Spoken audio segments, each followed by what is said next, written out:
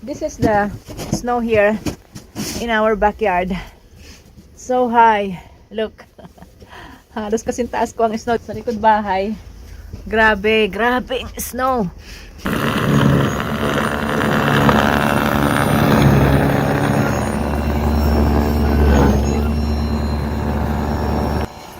Hi guys, this is me doing my turn in cleaning the snow.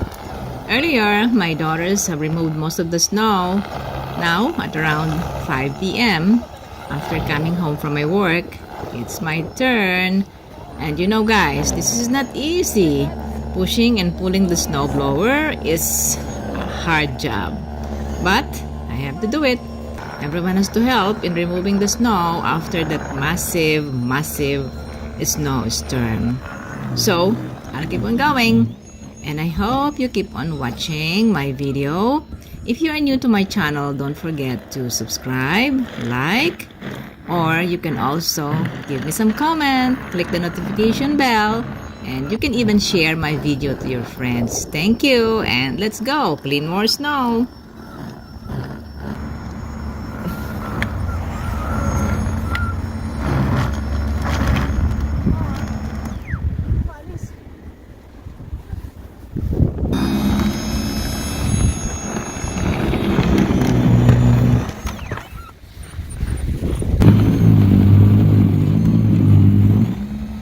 Oh, galing.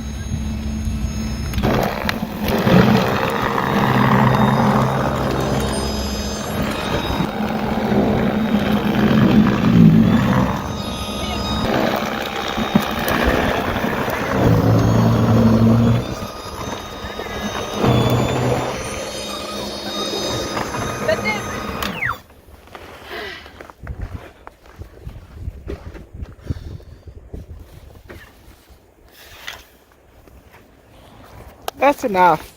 6 o'clock na. It's 6 o'clock in the evening. My cheeks are so red now. This is the snow here in our backyard. So high. Look.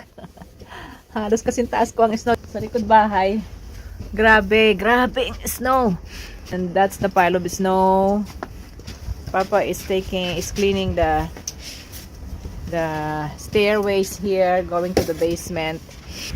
Ayan, oh, this is the stairway going to our basement, and this was full of snow earlier. Ngayon meron pa. So Papa has to bring shovel by shovel the snow up here. So here he has to pile them here up on top, and this is the result.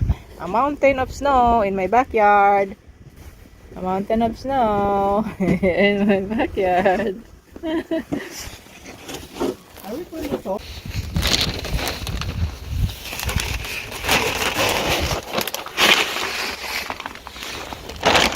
So Carmela is putting the ice melter, which is the asin, salt,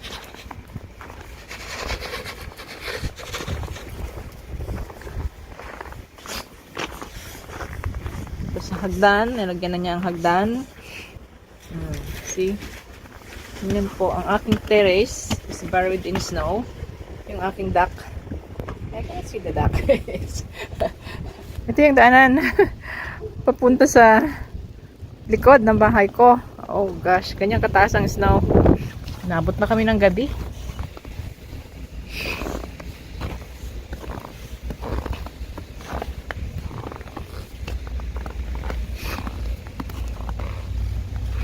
Yan, ito ang pathway ko dito sa harapan ng bahay.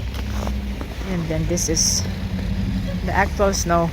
This is how it looks like. My front yard, my driveway, and this is my terrace. Marami pang snow. Hindi pa namin naalis. It's too much to do for one afternoon. So, gabi na. Anyway, this snow will stay here hanggat hindi ho umuulan. Hanggat hindi umiinit ang temperature. So, we will have the snow. And I think tomorrow it's still cold. So, hindi pa rin magme-melt ang snow. The snow will stay here hanggang sa tumaas-taas ang temperatura o di kaya ay ulan, no? So kung uulan naman, it's going to be slushy. Matubig na snow, which is also dangerous sa paglalakad at sa pagdadrive. Anyway guys, this is the story of the snowstorm here in Toronto today, January the 17th.